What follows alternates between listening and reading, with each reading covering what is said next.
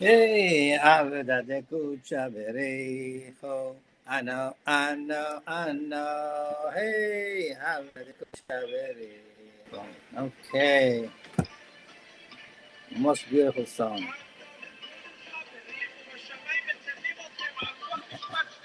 Okay, can we start? Yes. Okay, Boker Tov, good morning, everybody. Pleasure to see you again. What a pleasure and beautiful day. It's not raining in New York, in Long Island, Baruch Hashem. It's nice and sunny. And I think the Mashiach is like this weather. That's why he might come soon. Bezrat Hashem. Okay. First of all, we have to thank Hashem that we're here together again Sunday. And I have to thank you all, each one of you. Bemet. You, I'm very happy and pleased and appreciate your support here. And of course, we have to thank to the technician again, of course. There's no question about that. So today is Iyar, and Iyar 20th, and we just finished the holiday of Lag BaOmer. It's a small holiday. However, we have to mention that date because we know that was the end of the time that we kind of mourning after 33 days counting the Omer from Pesach. And now we are really have to get ready to receive the Torah. So that's why it says, the rabbi tells us that we have to be more aware of what we're doing and what we're saying on a daily basis, because we want to be more purified and to receive the Torah on Shavuot. It's going to happen soon. So that's the whole idea of the counting of the Omer. See, the Shavuot holiday doesn't have a date. Like every other holiday has a date. It tells you exactly when to celebrate. But with Shavuot, it tells you to count the days because they want us to get ready for this holiday. It's such an important holiday to receive the Torah. And as you know, the receiving of the Torah, we're going to talk about later, just we mentioned it now, was an event that was done out in the open space, that millions of people were there. It was not a secret. It was not something like hush hush, nobody heard and nobody saw. It's only one man in a cave saw something, whatever. That was the whole idea, that the whole world, they knew that it happened. As a matter of fact, you can go to the desert of Sinai, you can see the Mount Sinai, and you can see that it happened there. And we don't need the scientists to tell us. We know that it happened. Okay. Other things we don't know. People come with stories. All right. Anyway, so this is one of the highest holidays that we receive in the Torah from Hashem and Mount Sinai, and we get to back this subject on the book of the ethics of fathers later on, Bezrat Hashem. So this is the whole idea of Lag BaOmer. Bezrat Hashem, we are now into it. We have to improve our behavior because we want to receive the Torah and not to be rejected. So, okay, as you remember, we spoke about the holiness of the Jewish people, the couple of Torah portions before, and one of the things that Hashem, God, wants us to be holy is through the food that we eat, and we mentioned that, not to contaminate our souls. And we spoke about it, and we know, scientifically proved, that non-kosher food can clog the heart and the brain from reading and understanding Torah. So now after we finish with this concept of eating kosher and also talking kosher, because the mouth has two functions, eating and talking, it's very important. By the way, I don't know if I mentioned something very, very interesting that happened in England. I don't know how I remember the story, just to talk to you about kosher animals.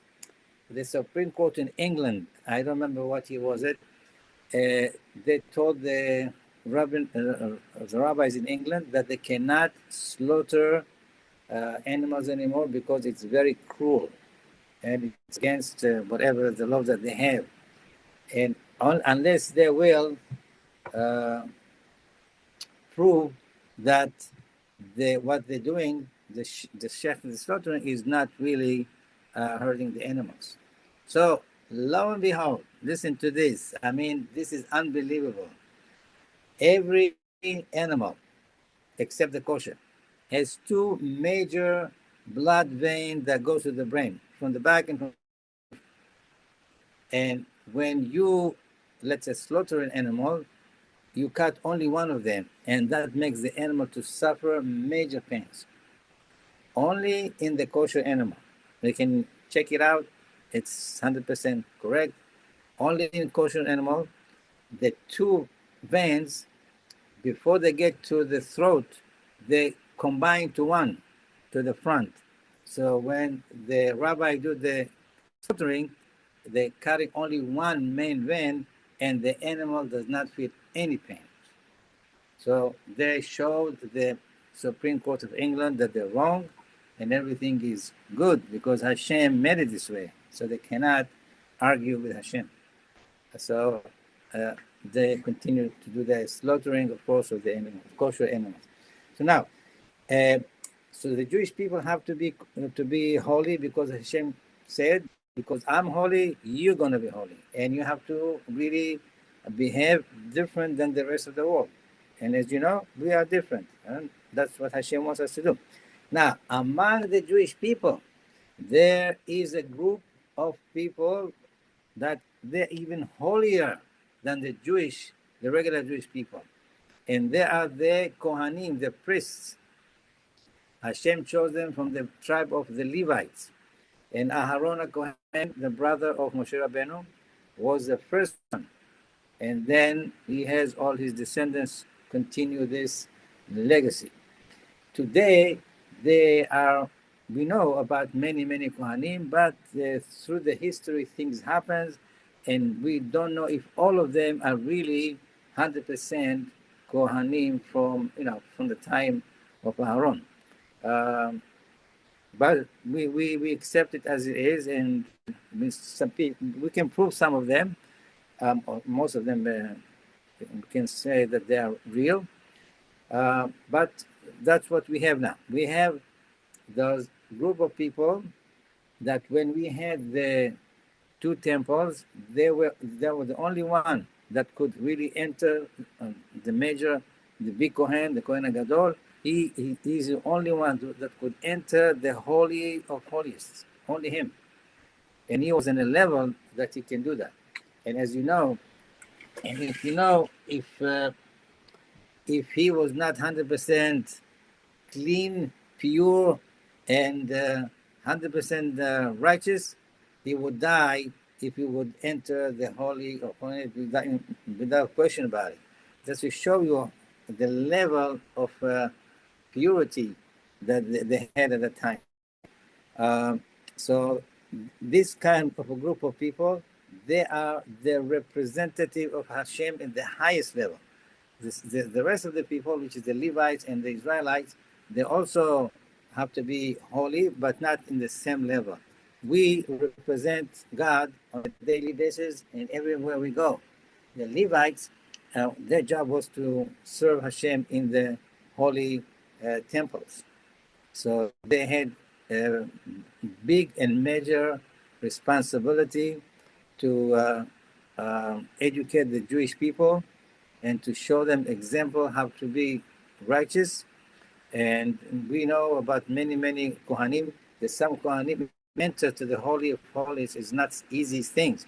But we know about many Kohanim that they did it for years, 40 years, some 80 years, to show you that they were so 100% clean that they could go in there and come out without any fear.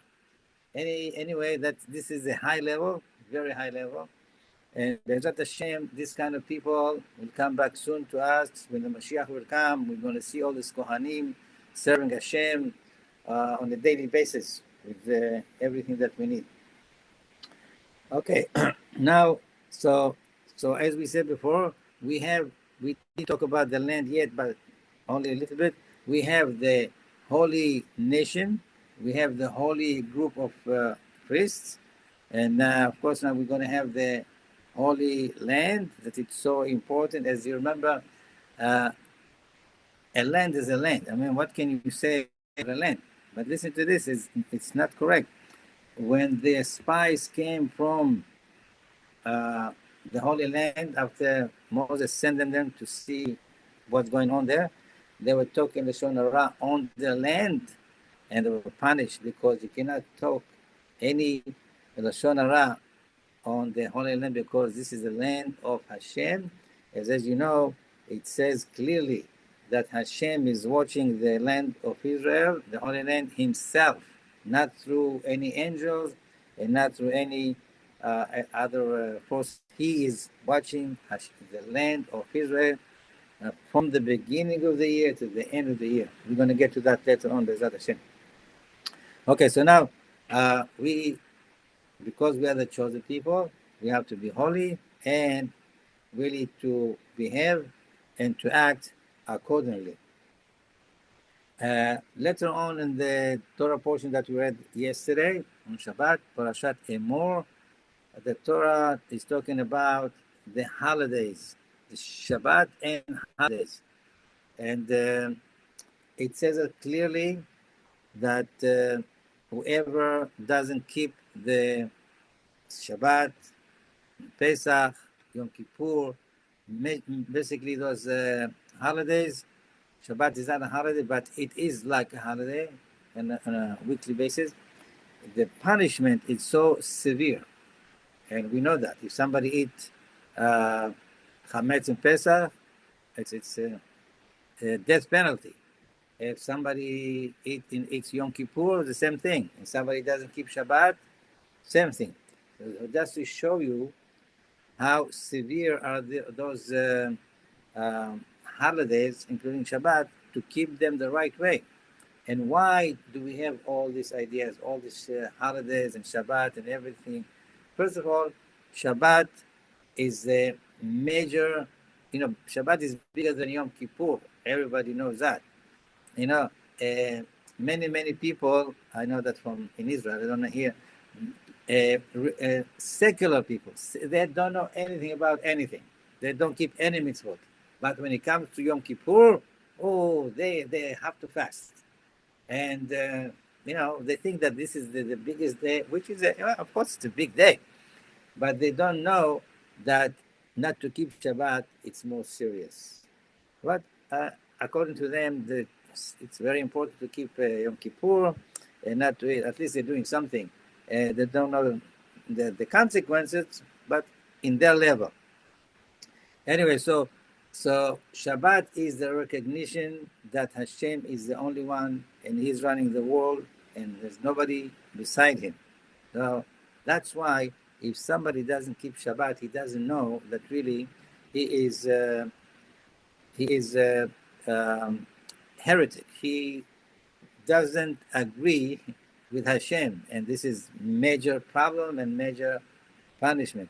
Regarding to the other holidays, except Rosh Hashanah and Yom Kippur, that we mentioned in the Torah, the Pesach, Shavuot, Sukkot, is to tell us not to forget what happened to us when we came to Egypt.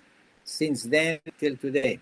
And as you know, every day, on a daily basis, we mentioned Pesach, we mentioned Yitzhak Mitzrayim, the Exodus, we mentioned something about what happened to the Jewish people after they left Egypt. We have the mezuzah tell us about it. We have the tefillin to tell us about it. We have the Birkat Hamazon to tell us about it. Every day we have to mention, to show Hashem that we don't forget. Hashem, you are the best. You did everything for us, and we really have to show, to prove that we have to listen and follow the commandments. Otherwise, God forbid, Hashem is not going to be happy with us, and this is not right. So the whole thing, see, that's what makes us different than the rest of the world. You don't see any other nation that mentions something that happened to them in the past so many times every day. I mean, it's unbelievable. So the idea, the point here, to remind us on a daily basis, Hashem is with us. Hashem wants to give us only the best thing in life, and All you have to do is to follow the commandments. And I don't know why it's so complicated, but I guess for some people it's really hard. It's for me, it's mind-boggling. I'll tell you why.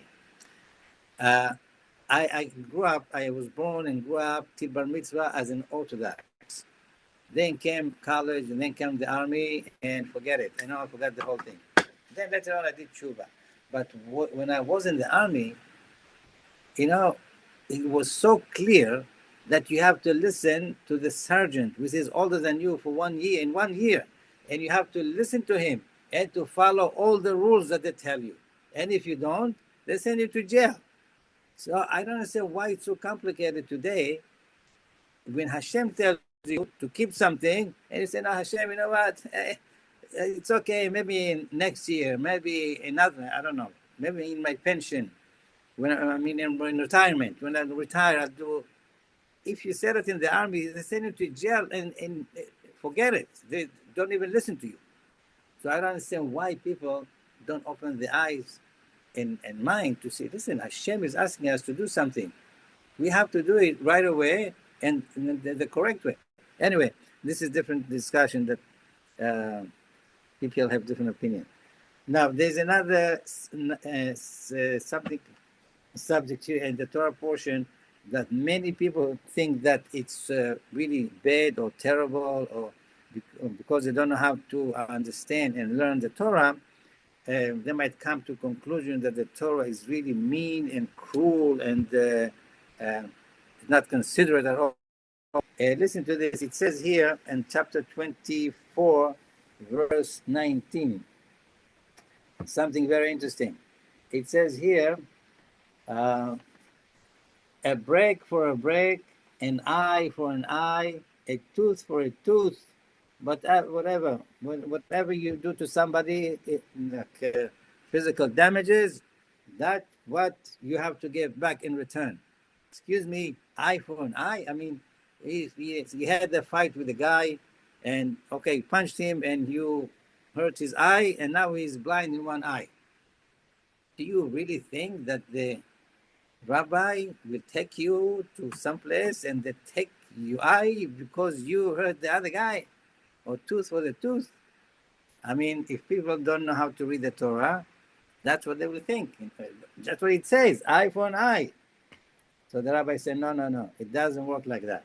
So look what it says here. It says that our rabbis told us that there's a penalty. There's a penalties to pay the damage. So if somebody, hurt somebody else, they estimate the damage that this person has, and the guy the aggressive guy has to pay, but he's not going to pay for his actual eye or actual tooth. So this is just to show us how important for people to understand the Torah. And if people don't understand the Torah the right way, they can get to a wrong conclusion and to wrong,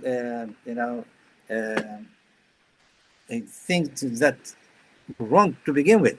That's why there was a group in the Jewish people that they understood whatever it says in the Torah, and they call them Kohanim. And we don't accept them in Judaism because they are wrong. They have to know how to read the Torah because Hashem gave us the rabbis to explain the Torah according what they received from Moshe Rabbeinu.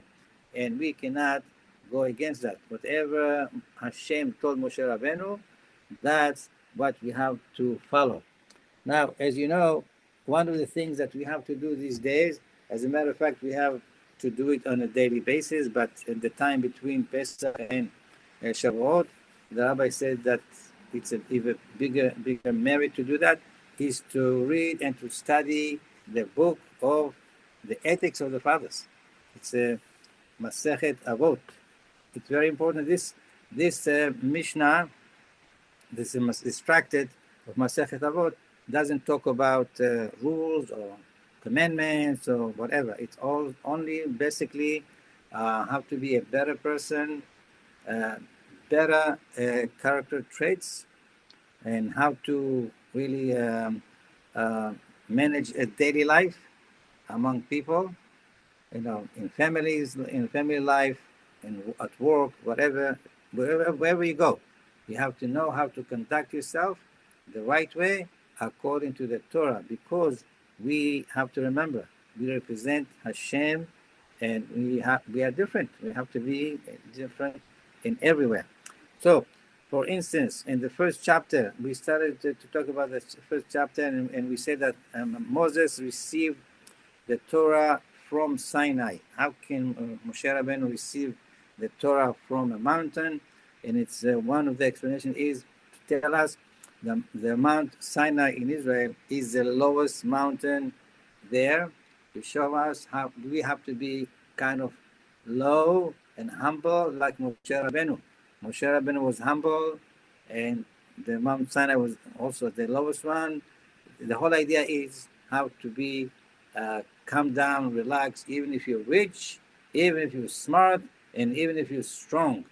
Don't show off, okay? Because Hashem sent one little virus, and the whole thing is gone, okay? So, it's interesting. Later on in this, the Ethics of the Fathers, there was one rabbi, his name Rabbi Akavya ben Mahalalel.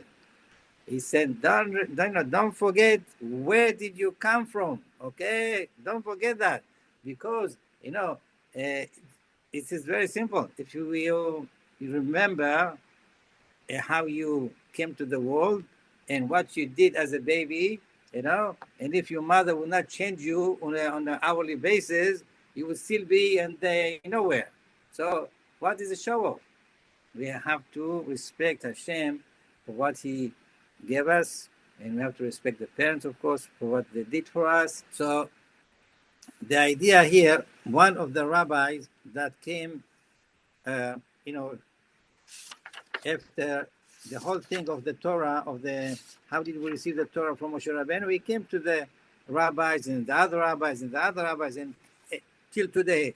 And we have, one day I'll show you the groups of the different rabbis in different generations, okay? Because every generation, they have their own rabbis, and in their own level of how smart they were. So one rabbi, it says here that he was the last rabbi of the Knesset Agdolah. There was a big assembly, and he was one of the last one. And he said three things at the time. He said, Al Shlosha Dvarim ha'olam omed. The world is standing on three things. Can you imagine that? The whole world is standing on three things. And it's not Hollywood, and it's not power, and it's not fun. Look what he says. Ala Torah, ve'ala avodah, ve'al gmilut chasadim. Can you imagine that? Where this rabbi lived? I mean, what does he see? Torah and avodah mean tefillah, because we don't even exist. It's praying to Hashem every day and do out of kindness. Excuse me, Rabbi, can we do that? Yes, we can. Of course we can. If we want, we can. Imagine how much time we spend on nonsense. If we can direct all this time to Torah, pray to Hashem, and do act of kindness, that's what Hashem wants from us. Act of kindness, there's no limit. You can do 24 hours if you want. Okay? And of course, study Torah, it says clearly, V'hagita bo yomam v'layla, and you should toil in the Torah day and night. We were talking about Rabbi Shimon Bar Yochai. You know that story. Everybody knows that story. That when he came out from the cave after being for 12 years, he saw people that not studying Torah. So he killed them right away on the spot. And Hashem sent him back to the cave for another year. So what are you doing? And these people, we're killing people left and right. So he had in his brain, his idea, it says you have to toil in the Torah day and night. What are the people doing? They're playing games, they're working the field. What's going on here? Anyway, it's possible, if you remember, I'm sure you remember, 40 years in the desert, nobody worked. There's no mortgage, there's no tuition, there's nothing there, only Torah. So we can have the same time again, B'ezrat Hashem, soon.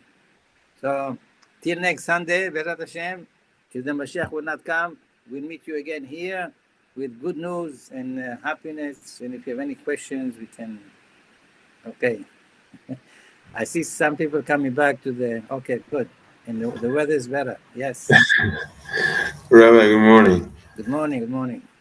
By the way, it's one example of a secular Jew who took Yom Kippur very seriously was Sandy Koufax, LA Dodgers, 1965. He missed the World Series. Yes, right. Yeah. You see, that was Kiddush Hashem. Yes. Yeah. Right. I had an issue, and this is I'm kind of silly, if you will, but reading Ezekiel, the part about hair cutting. Now, ever since we got locked down here for COVID, I started cutting my own hair, but I'm not good at it, so I cut it very military-like. So Good. I don't know. What's wrong with it? So I don't know how short it would be unacceptable. The shorter the better. Don't worry about it. As long as you don't, yeah, you look good. It's okay. That's fine. As a matter of fact, you can open a barbershop and charge her price. I'll think about it. Okay. Yeah, no, that's no problem. The long hair is a dinim. You know what dinim is? Judgment to the person. It's better to have long beard and short hair. Okay, great. Yeah.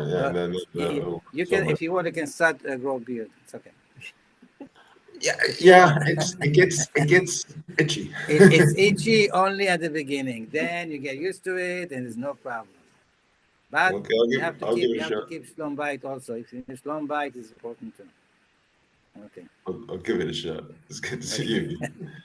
Okay, thank you. Okay, thank you very much for coming, for listening, and God bless you all. Thank you, Rabbi. Thank you, Rabbi. You're very welcome. Thank you, Rabbi. Bye-bye. Take care. Thank you. Thank you. Have a good day, Very Rabbi. All the best. Bye-bye. Thank you, Rabbi. Thank you.